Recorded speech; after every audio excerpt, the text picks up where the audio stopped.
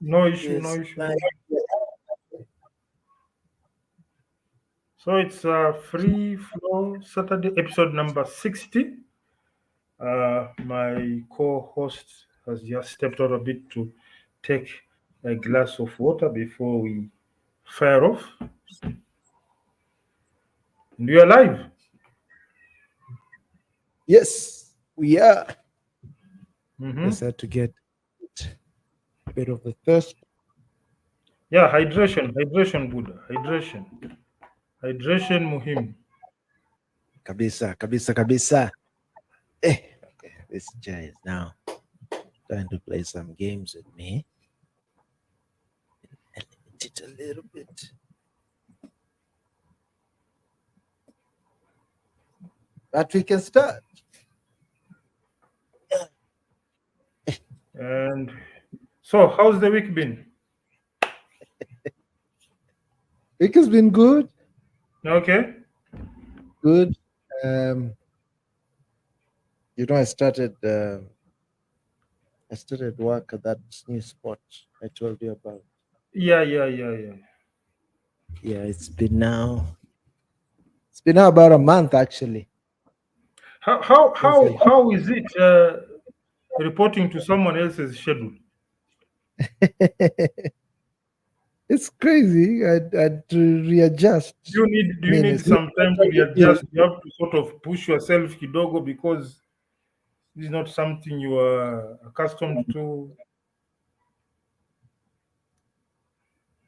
uh, Or does it mesh with your routine? Because you may be doing your own thing, but you are so much into your routine, and yeah, there's especially if your workplace, your your enterprise is away from home, then you have this discipline of just being on the grind and doing what you need to do, sticking to deadlines and timelines, so that when you go to another setup, it's only that the other end you have a payslip. it's not been hard. I wouldn't Mm. say. Actually, if anything, to some degree, it has helped me possibly sometimes stick to my own, or rather, yeah, stick to the ritual that I want to have. Sometimes, if you have the freedom, you could also abuse it if you're not too disciplined. So sometimes an external force sort of Yeah. helping you stick to that helps. So I would say to that degree it has helped. Uh, I do like to wake up early. I think I'm more of a morning person than an evening person. Um, so I don't tend. There's times that I do that long night, but I think for me it will get to a point then I start getting sleepy. So I would rather use up the freshness and the energy of the morning. So it took me back to a ritual that I used to have. I remember I used to wake up and want to beat up traffic. I would want to Yeah. get to my workplace or close to my workplace. Actually, my ritual used to be I would go to Galitos. There used to be a Galitos uh, right close to where I That's what used they to. say in Mombasa. When I used to say, but they used to say it's not that Nairobi people are hardworking. They just wake up to beat the jam. Exactly. So Because so for me, uh, In Mombasa, I the, used to the, the waking that up time. used to do what the waking up would do is to help me do a few things. So, like I used to have a ritual. I would get to work a little early. Normally, I wouldn't drive into the office immediately. I would spend like about 30 to 45 minutes at a petrol station at a coffee place, get my coffee, get the daily newspaper, and then read. I'd picked up this sort of behavior. It's really true. You model what you see. Because my dad is the kind of guy who always used to buy the paper every single day. I never used to see that with our neighbors, and they even had more money than we had, but they were never newspaper guys. Actually, but my dad was that kind of a guy. And then it got us My into the dad, discipline. in fact, Uh, used to encourage us on the crossword. He would cross sit us, exactly. okay, time for crossword. That's what You we need used to to be polish doing. your English thoroughly. And my bro used to, because he used to be a trivia guy. He used to enjoy trivia. I mean, there used to be also this game shows on TV. You remember? I think it first started with Omo Pick a Box. Homo Picker Then there Box was Show used to be there. this What else originary. was there? Huh? Who is smarter now? It used to be on Oh yeah, yeah. KTN. Who's smarter now? He used to he used to host this Yes, yeah. session called Kureshi. Somebody allowed him. Yes, Qureshi, that Indian nigger. Yeah, yeah. They used to be used to we went to KTN. Yes, Uh, they also used to be there used to be some gambling on the Kenya Charity Sweepstake where the draw will be run on Friday. You know those small kiosks. You buy the ticket, then you wait for Friday for them to run the numbers. It used to be there. yes. TV, the television was the running hours were short, but there was quite a lot of stuff to enjoy yourself in. There used to be this show was a bit late, but they started making reruns. It was a 70s show. Mind Your Language, one of the best comedies I ever Oh saw. yes. A comedy devoid of vulgarity, just pure intelligent humor, which is very rare Like, nowadays. Humor that has no vulgarity. Your voice, your microphone is a bit off. can you hear me now? Is it good? It's okay, nice, okay. So Okay. used Thank to have something very rare, humor that is devoid of vulgarity, you. demeaning activities. So somehow, I think if you compare us with guys who are in 20s, 22, you can just note the difference. We had stuff like Japan video topics. Hey, my dad will not let you miss that thing. There's a Japan video. documentary for Japan video Yes. topic. They would know my Yeah. dad will not let you. And then It's interesting actually now thinking about it and looking back to what TV was and what it is now.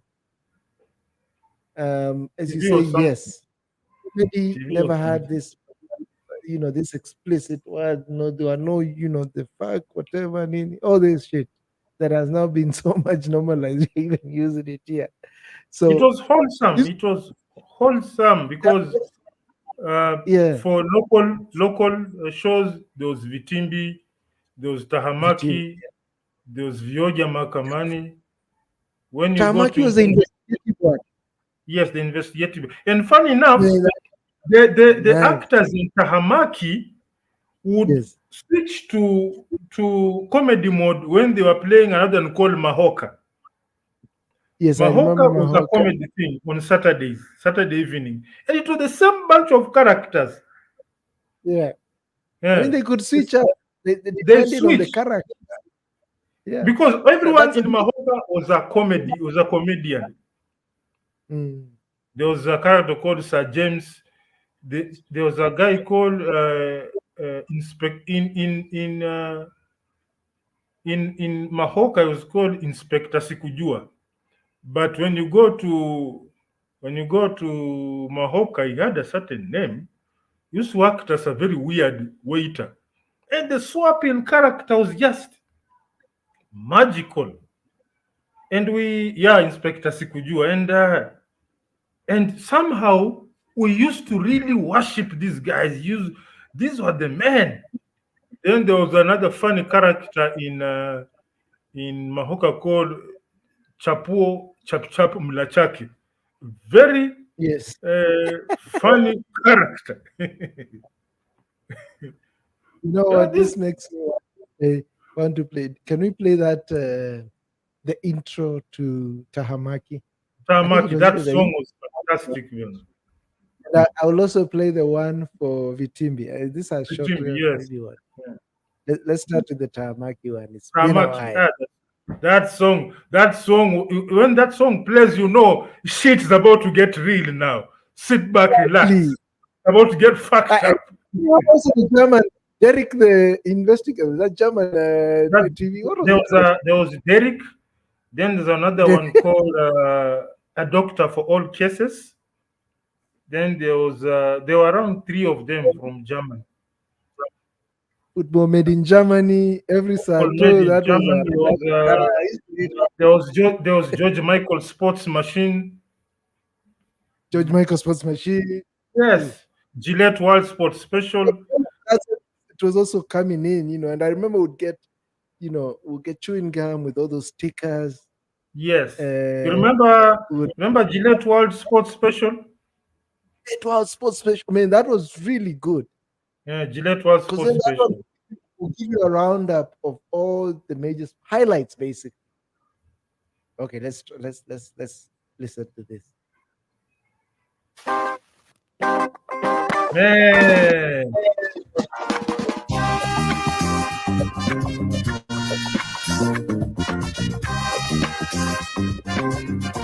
Maybe I won't play the whole thing because maybe there'll be copyright. But let's listen to a bit of it.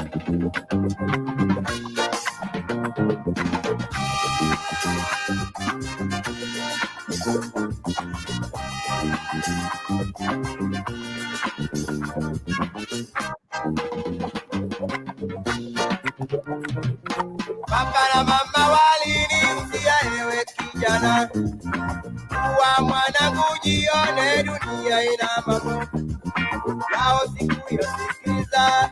Sasa mimi najuta, kweli najionea dunia ina mambo.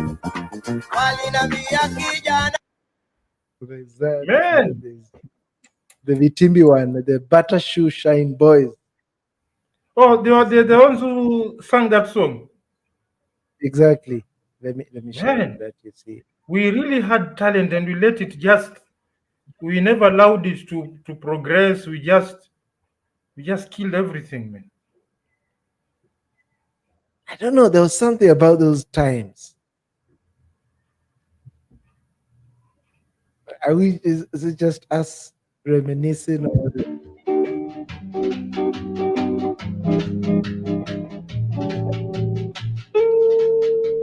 That is for Bioga Makamani.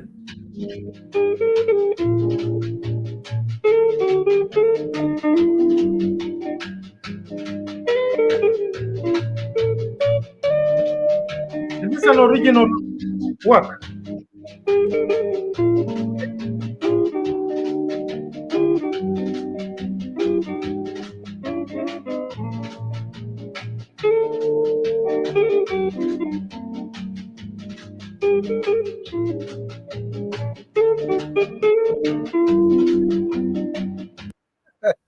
uh, those are the I don't know. times, You see, bro.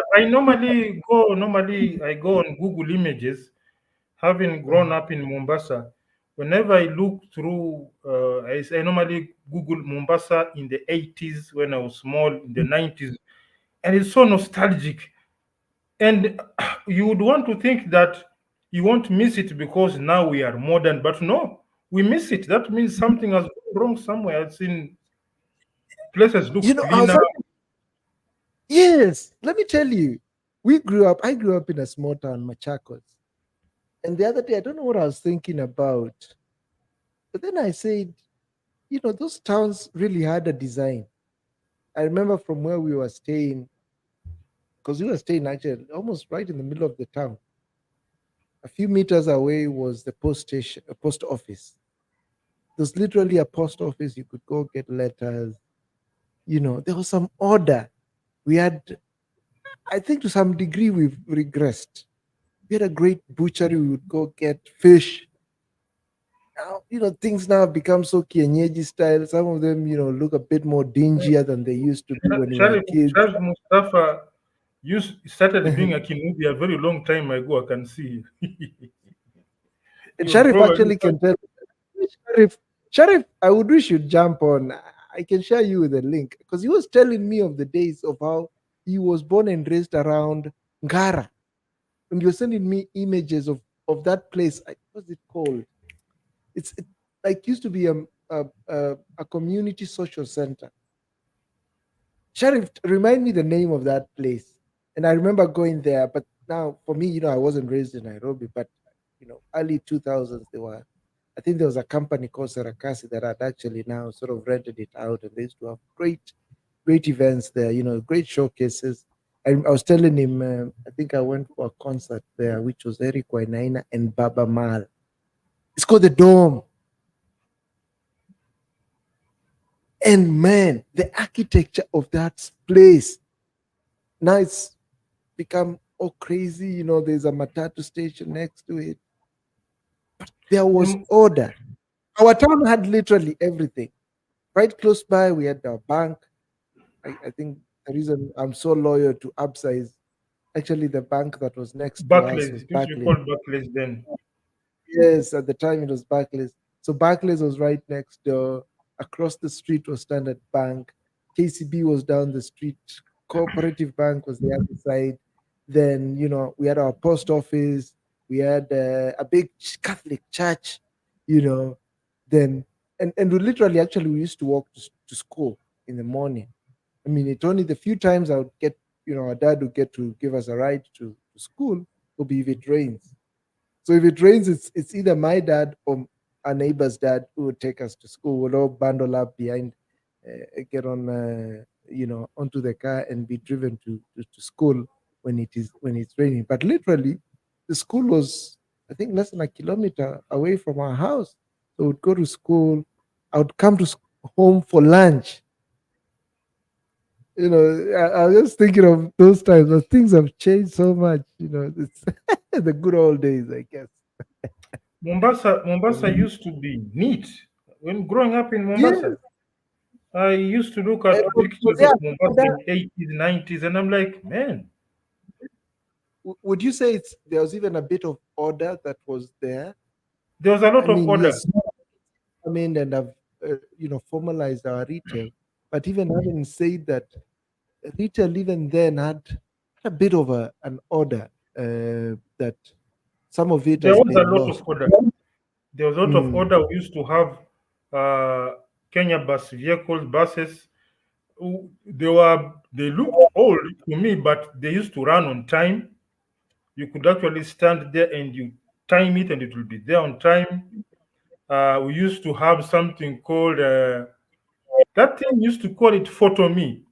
If you want to take a passport photograph, you insert, I think it was a coin, then you sit there and text your picture. Oh, yeah. But by the Yeah. time I was getting to class 3, they were gone. We used to have call boxes, telephone booths, though they're red colored ones. It was magical. It was I don't know.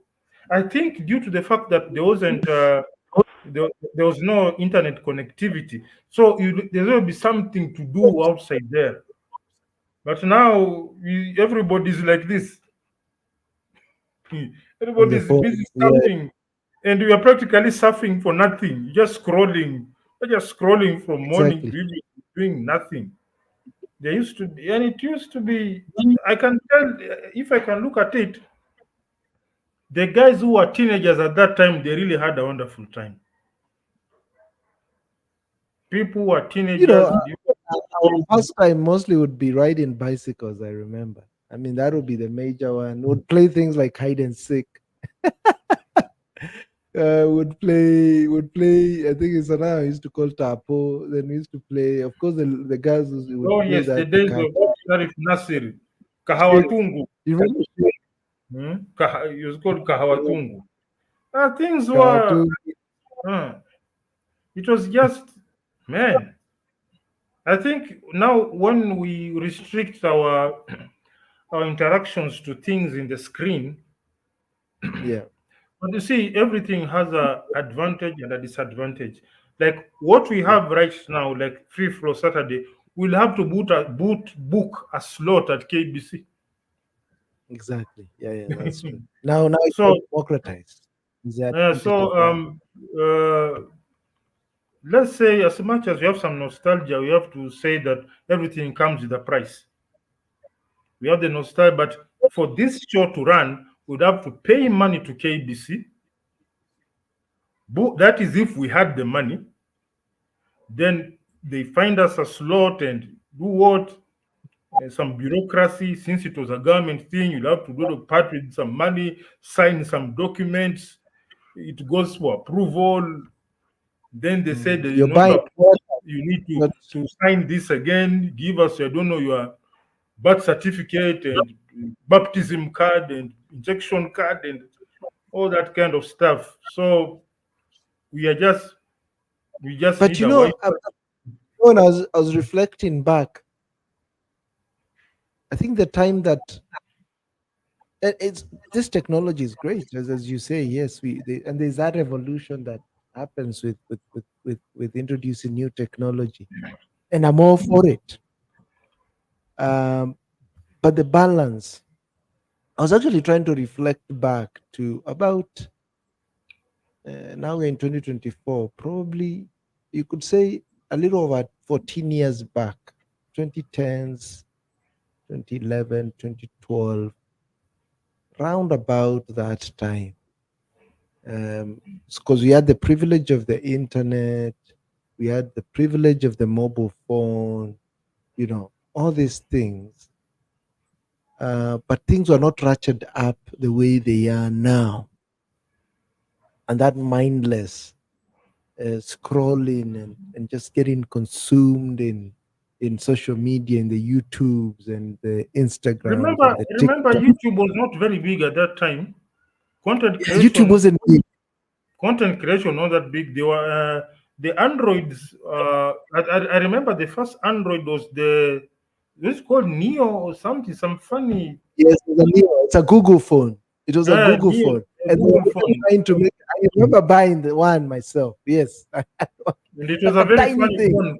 When you use it after a while, I had a friend of mine, he had one. Then he ended up every time he has to, it was hanging so much, so he had to put it in the fridge, in the cooler. After talking for a while, the tech was still new. So most of the time, phones like I had some certain Alcatel that used to look like Alcatel or big, like a black, this BlackBerry. I had that an Alcatel that looked like a BlackBerry. Facebook was available on phone. Facebook was very small, like very small pixels. So I think most of the time, cyber cafes was still the thing. Skype, not so. Skype it was Yahoo Messenger. Yahoo Messenger was the showstopper at that time. Then Skype started coming in. So you see, the more another use, because I also got in. Rather, there was another one we used to use called AIM, AOL. America Online. America Online. So at that time, there was America Online, Africa Online. Those were the guys to be. And then you see, the more yes, Compaq, Ideas, Compra Presario MMX 200. It was costing 200,000 shillings on those days. And the in thing was banning CDs for the movies. Yes. So, you remember movie shops then were coming up big. This is the one. Neo. Yeah, actually it was called Ideos. No, it's Ideos. Ideos, yeah. They started acting up, the tech was still new. So after a while, you would end up placing it in the fridge to sort of cool it off. But it used to be, it was a panty dropper on its own, if you look at it that way. you just flash one Ideos, and it was a very close competitor to car keys. So it was one hell of a panty dropper. But I think the moment the audio visual media opened up is when things went haywire, because now we are coming from a situation whereby you really needed talent to get on the screen. To get on the screen, you needed real talent because it was only for a few. It's limited. The TV series were limited to the TV. You had it's only TVs, movies, and maybe you get a slot in advert. Those three only. Movies, series, get a slot on the advert, or you happen to be a superstar TV presenter. All right. Now that the airwaves are open, we have someone who became a star from simply doing this. You know that guy. You know that guy. He used to do this. Which guy? He does just Oh yes. that Senegalese guy. I forget That, his name. Uh, it's, he's a billionaire from just doing his hands. by the way. Yeah. It's In the waves Italy. are open. Yeah. Could he do, if you were living in, let's say, 2005, would anybody know him? No one. But the waves have We've lived become free. from nothing literally. So like that guy, him doing that. How many other basic stuff have people just become overnight stars? So what's happening is that this is the price we pay for freedom. It's like you want to breathe. When somebody cuts off your air supply, you'll fight with all your capacity to regain your breathing capacity. But breathing comes with a lot of stuff. You'll smell rubbish. Somebody will fart somewhere. A vehicle with weird exhausts will pass near you. So that is what comes with breathing. Some case, this freedom that we want comes with a lot of weird stuff. A few back in the days, having a pornographic cassette was like you are the real deal connection to the underworld because you have porn vids and porn magazines. Now, iko nini? Nothing. So this now that's why we have some countries like China who are going very hard in limiting these issues. And somebody will say, oh, they are limiting freedom, and you are forgetting that for man, freedom equals anarchy. Freedom is anarchy. That is why in some countries that I'm not going to mention, people are actually they're coming up with some weird squatter laws where somebody comes to squat in your land, and when you try to move him, you get arrested. Oh, sir. Yeah. It seems like the criminals have more rights than you, who is a Yes. law-abiding citizen. Yes. So that is the price that comes with freedom. So that's why we say be careful what you wish for. Otherwise, and we're having this conversation with even a colleague, and I was telling her, when you think about it, you can actually have near zero crime societies. In societies with almost literally no crime. And I'm not saying completely no crime, but it's almost been minimized to a point that it's almost non-existent. I mean, when you think of the UAEs, and UAE is a good example because a place like Dubai, where the immigrants are actually more than the locals. The locals are the minorities when you think about a Dubai place, and then they have literally created a site which is cosmopolitan. It invites and welcomes anyone from any part of the world. But why is it in a Dubai you have almost zero crime? It's almost different from a New York. It was so different, and you could. And you could say, a New York also is a very cosmopolitan environment, but there's something that the UAE people have done to create a prevailing environment where people have to respect other people's, belongings, and then put a very hefty penalty or even if you're stealing a single shilling or cent or this sort of little things, and here it's either you cut off your arm or something. So the cost of you doing the crime, it's a heftier penalty that you have to think twice about it. Do you know there's as much as there's the aspect of being cosmopolitan, difference between UAE and US. US one can get citizenship. In Dubai, they won't give you citizenship. You will stay. How What? do they do residencies? Hmm? Go You on, get yeah. a residence, but citizenship, no. So the fact that you're not a citizen, you either one look at it this way: you're not a citizen, you are there on some business, but life is fantastic, and you know very well when you mess up, you get thrown out. When you mess up, you go thrown out.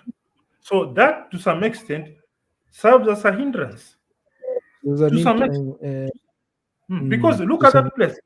And when you look at places like Saudi Arabia is one of those countries where I Googled it, is a country where, and it's opposite. Standard of living is through the sky, it's very high. But the cost Yeah. of living is opposite, low. Oh, really? Okay. So Yes, food so wise, cheap.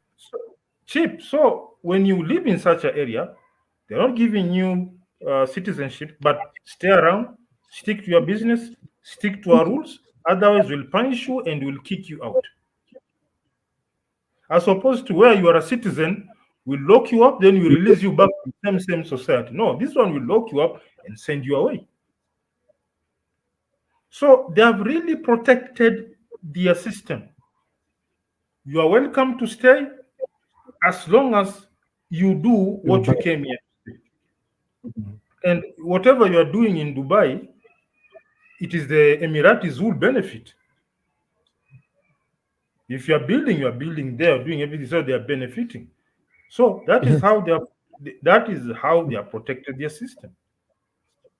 And I really That's- admire how they're able to maintain control, even when they're able to bring anyone, whoever is the best in whatever you are, you can come work. will give you We the still- best life, but will never hold an Emirates ID or a passport. No.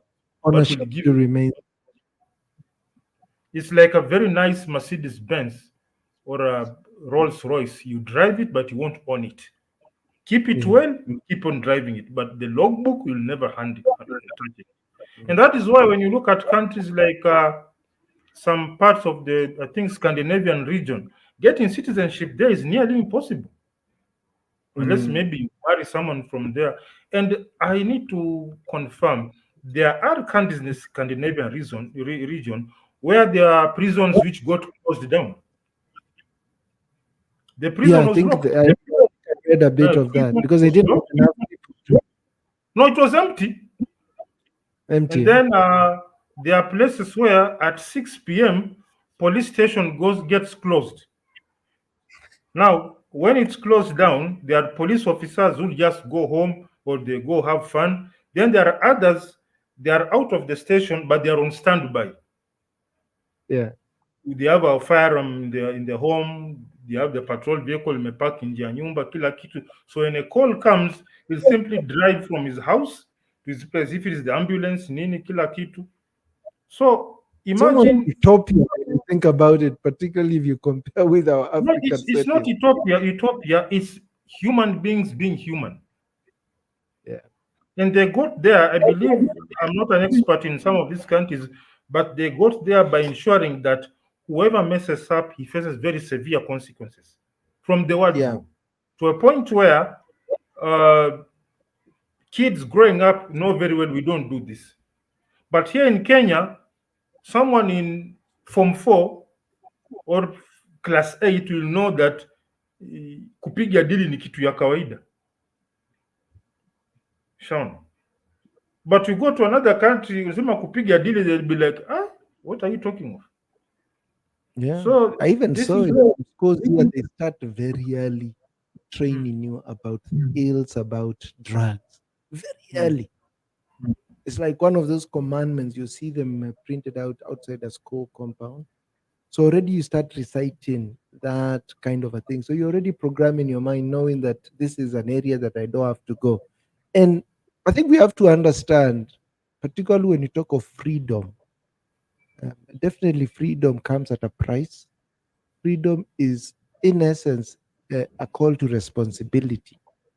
And expecting human beings just to stick on the straight and narrow without any some kind of enforcement or heavy penalty, I think you're just on a fool's end, because that's not who we are. If we are left to our own devices, we are just self-destructive. I think we just have to accept that reality, You because see, even the other thing I admire even about a place like Rwanda, the reason why you'd see, there's policemen almost everywhere.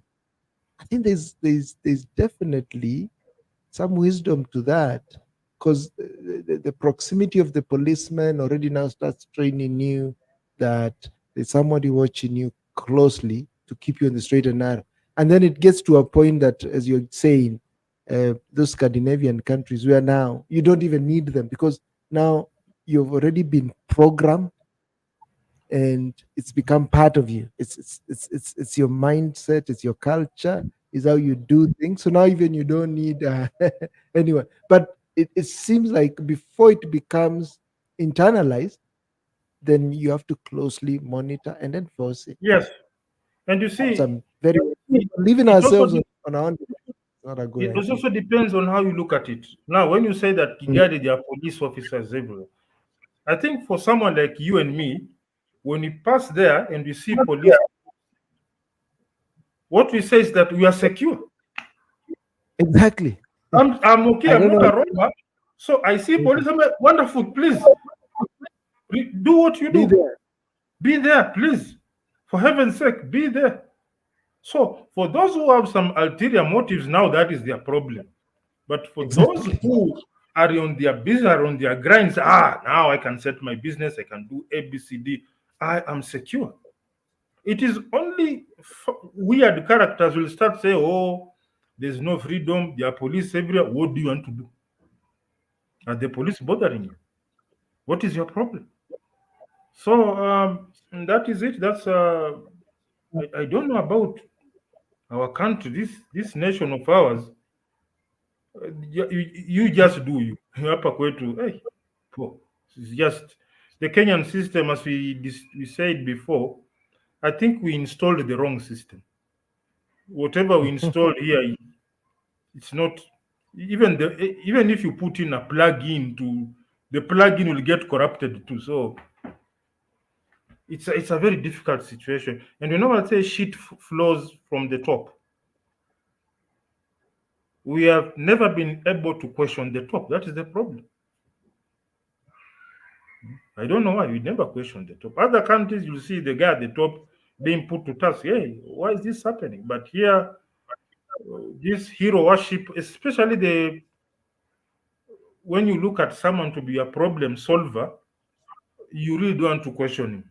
So uh, that is that is our headache. That's who we are. And on some sad news, I received There's- some information Mhm. around the afternoon that Mobius are pulling out of Kenya. You're kidding. The guy shared it on Facebook. I called him. I asked him, "Hey, what's going on?" He also got the info. It arrived on his desk that Mobius are saying adios. And And what's the reason? it made me started doing some mathematics. And because we were discussing, the guy said, "Okay, we have 263 parastatals, 10 of each to buy 10 Mobius. That is 2,630 Mobius cars. Mhm. We have 47 counties, each one to buy 10, 470 more. That is 3,000 vehicles. We pass a bill in parliament. The only vehicle available through financing is the Mobius. How many MPs do we have? 144. So that is 4,144. Then we go to the senators. Loans for the senators and what the MCAs, they always wanted loans and whatnot. That would keep that factory active for a long time. So somebody tried countering that, this company is registered in the UK. Listen, as an individual, as a person who's development oriented, my concern is not the registration. My concern is the technical muscle memory our technicians will gain from the daily process of assembling these vehicles. Then the ecosystem around it, people, businessmen, because the Mobius 3 is powered by sub engine. The guys will going to start importing spare parts for sub. The people will be working in Mobius for years, gaining their experience and opening their own workshops for sub. And then citizens realizing that the sub is easier to service because most mechanics understand it. And then by then, the banks, which are just business people, will see the demand for sub and start offering finance deals. Like the way everyone wants to buy a Toyota because nearly every fundi understands a Toyota. As opposed to a Mercedes Benz, when you buy a Benz, you have to look for so and so who jaman or expert wa Benz, who ndio expert wa BMW, who ndio expert wa Volvo. When you have so many people understanding this vehicle, because when you service 4,000 vehicles that order, imagine the number of mechanics who will work there and the knowledge that will explode from there and the way that vehicle will become friendly to the consumer because there are so many people who understand it. Then the entrepreneurs, kina Sharif Mustafa Bahaliaki, will be importing those spare parts from Sweden or wherever. The body workshop that will spring up. We've literally killed ourselves. And I hope that. I don't understand. So is the reason more? What did the guy cite as some of the reasons why they are considering? Somebody I talked to said getting the the statement that came out was quite ridiculous because they talked of taxation. Now, my Juakali knowledge of taxation, you tax revenue, correct? Yes. You tax on with the money I make from selling, you tax it. Yeah. Mobius has not sold a lot of vehicles. In here, I've seen only 3. One, a black one that is normally I've seen in Atiriva, a black one, another in Mombasa Road, and a white one along Namanga Road. In the entire time I've been in Atiriva, I've only seen 3. So I don't know which tax they are probably more, and I bet they are more Range Rovers than Mobius, and it's much cheaper. It's cheaper. You see, let's face it. As much as it's a kit car, and it has but it's a better kit car than when you go to Nigeria. It's known as Innoson. But what Mobius have done, the interiors is far better. I believe the user interface is quality. Now, somebody will say, oh, it's a kit car and whatnot.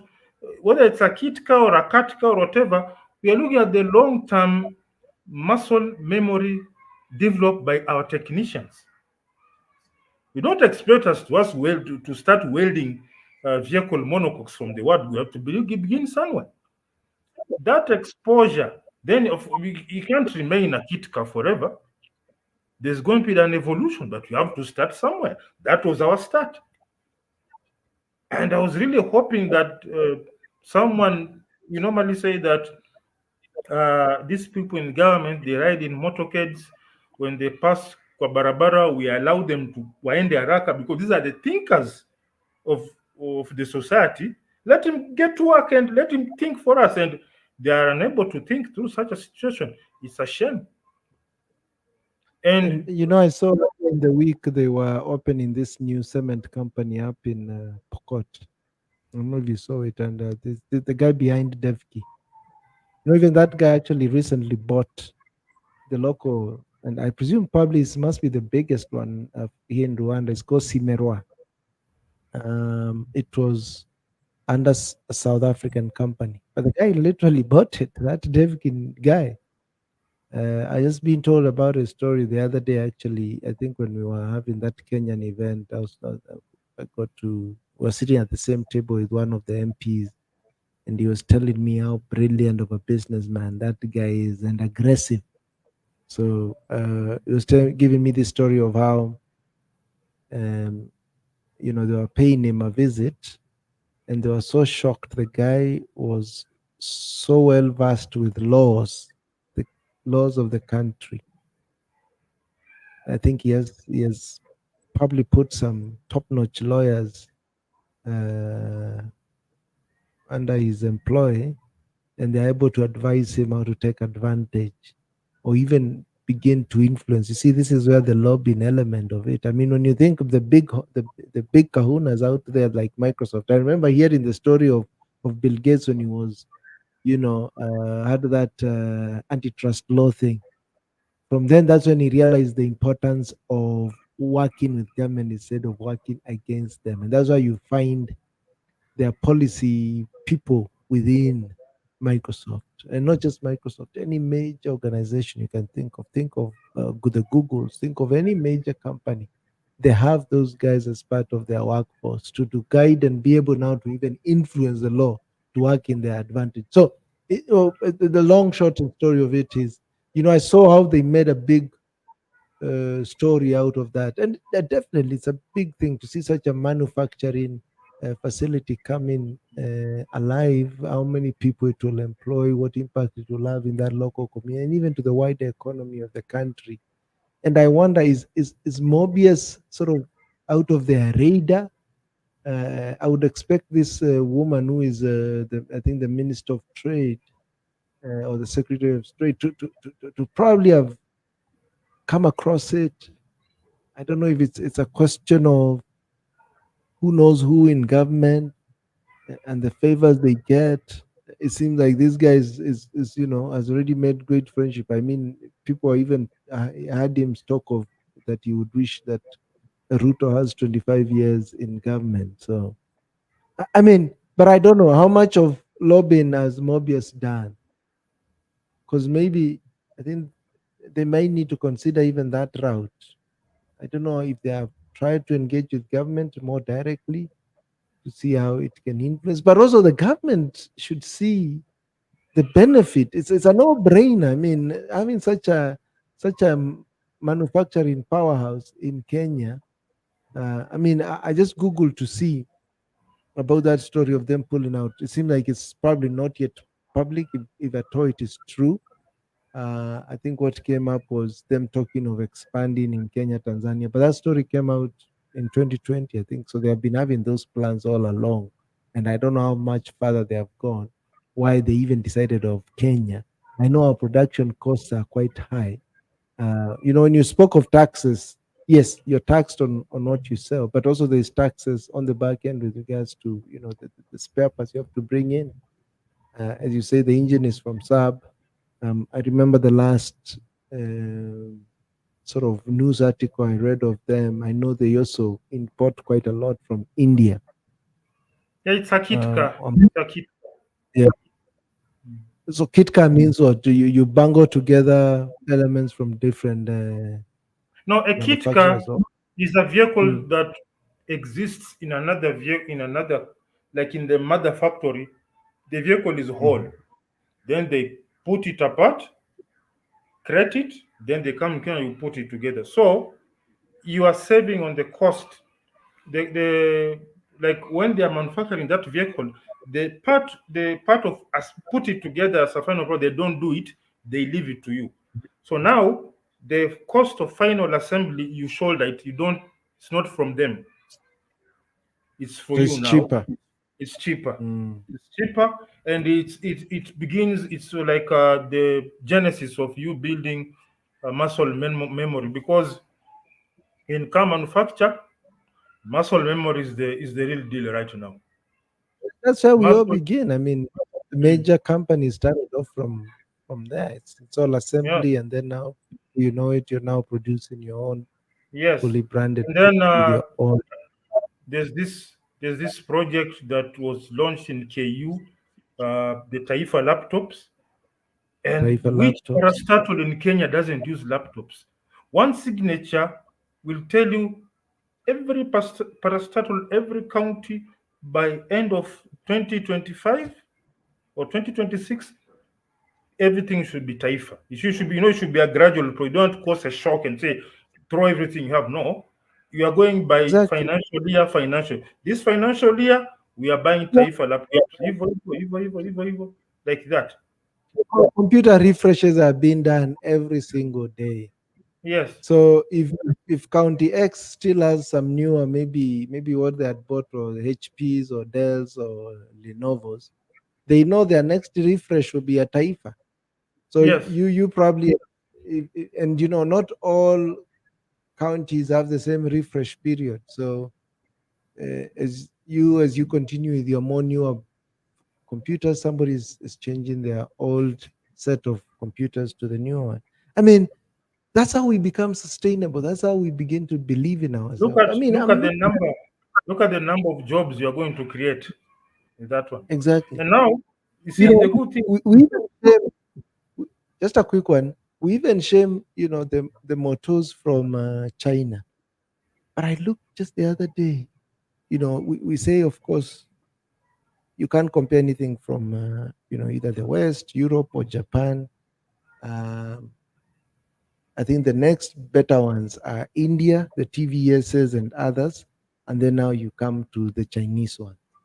But I was looking around and I realized how China slowly taken over that market share with their Haoju. I'm using one for sure, and I'm even Haojin. looking to there's Haojin and there's Haoju, which is Haojue. And I saw another 150cc. Actually, it was somebody at work who had one like that, and it was really nice. Looking very sporty, then very light. That's actually the one I'm looking to upgrade to. So before you know it, you will have Chinese branded motorcycles. Just imagine if we even start, even motorcycles for sure. Can we not produce our own? So like when I was touching on the taifa, you see, once you are going, once you go on hardware, now you have an opportunity to set yourself up on software, because if you are able to assemble your own laptops and supply all counties and parastatals, next sort of business, you set up you assemble your own servers, you have your national data center. Then once you are done with your data center, we have your own national operating system. Like in China, there's no Google. I think there's WeChat, and instead of Facebook, there's Weibo. So you have an opportunity for that. You have an opportunity for your own operating system, for your own something similar to opposite, similar to Office. And now that you are assembling your own data centers, there's something I shared on the internet. I tweeted. You see, we have what we call the Taifa satellite, but I'm told it's called a nano satellite that will only last for 5 years. But instead of a satellite, you can have what we call helium balloons, which float 32 kilometers above the atmosphere. The advantage of a helium balloon, if I was in charge of, I was given a group of experts in matters balloons, we'll have the balloons fitted with all kinds of gadgets, the cameras, whatnot. Then the balloon will have what we call a remote control deflation system, so that we can bring down the balloon at a precise position, service our components, and send it back there. Because the problem with the Taifa satellite, it will just go there after 5 years, it dissipates, then you have to send another one. But with the balloon, if let's say I can sit down with somebody in charge, pump it up, send it up there. It will have maybe some propellers to guide it. Then in service time, we bring it, we deflate it slowly, service and replace whatever is needed, and send it up there. So now, one, we have our own data center, we have our own eye in the sky, so we control our internet, we control our communication. That is sovereignty. Because right now, if one day Microsoft says, well, I'm going to show you who we are, and they disconnect us from our servers, what are you going to do? What will you do? Huh? All Microsoft, because like if tukianza kuleta kinyoriro hapo like oh, we are sovereign. So Biden will call Bill Gates, we jamaa ameleta ufala, hebu ng'oa hiyo switch pap. Exactly. Hivi kisha. Sovereignty tuko nayo. I mean, I would say 1995. They try, unajaribu nini haya. WhatsApp. I use a WhatsApp, I use a Gmail, I use a Microsoft 365 for work, I use a YouTube, I use a Twitter, kuna kitu yote natumiaga ya Kenya ama ya Africa. That's why whenever I hear somebody, oh, we are sovereign. Sovereign you are what? You are not sovereign. America doesn't need to throw a missile. Ni Biden anapigia Bill Gates, oya, kuna wajinga ile switch ile ya yellow, ngoa hiyo. Ngoa hiyo switch. Right now you say you are writing your Kinudia email to Chantel. Message imehang. You know, it reminds me, I was listening to a guy, and maybe I'll send you this podcast of a guy who was talking of the early days of the internet in Kenya. I think and he used to be one of the early African 9 employees. And he was telling me at that time, you know, like registering domain names. Apparently it used to be run by an American guy. One guy used to run the domains of Kenya. So I think they had to, and understand he used to maintain like a notepad of all the names. That is now before the likes of Kenik, Kenya domain names came into place. And that essentially shows how, you know, we are still owned, man. But those early times we thought we were the shit, but even now. The biggest thing that the president can do right now is to set up a data center in Kenya, giant data centers, which are protected by the military, and set up those internet balloons all over Kenya. Then now that we are manufacturing our own laptops, we come up with something similar to Microsoft Office, but is compatible so that we don't use Outlook, don't use whatever. Then we have our own Google, we have our own chatting, whatever. That one, now you have sovereignty. Now you have sovereignty. Now you can tackle the mambo ya njaa sijui nini. Even because I really hope that our government intercommunication is here Outlook. It will be hacked very easily. You have not seen government official cards. Oh, if I give you one of the public service, wacha hiyo utapata kuna hiyo .gok, but it's like it never works. So they always have like an at Gmail, at Yahoo, and it's on an official card. So somebody at Yahoo, somebody at Microsoft is reading our mails. I would bet maybe even if they also have personalized emails, you might realize they are using a Google, either a Microsoft 365 service, or they're using this Google. I just hope what unasema serikali ni sirikali. I just hope they have a secret system that it is full. I hope. I just hope. Because if it is the situation, mtu anatuambia about sovereignty, hakuna sovereignty ndugu yangu. And sometimes the more you think of this thing, the more you realize how deep in shit we are.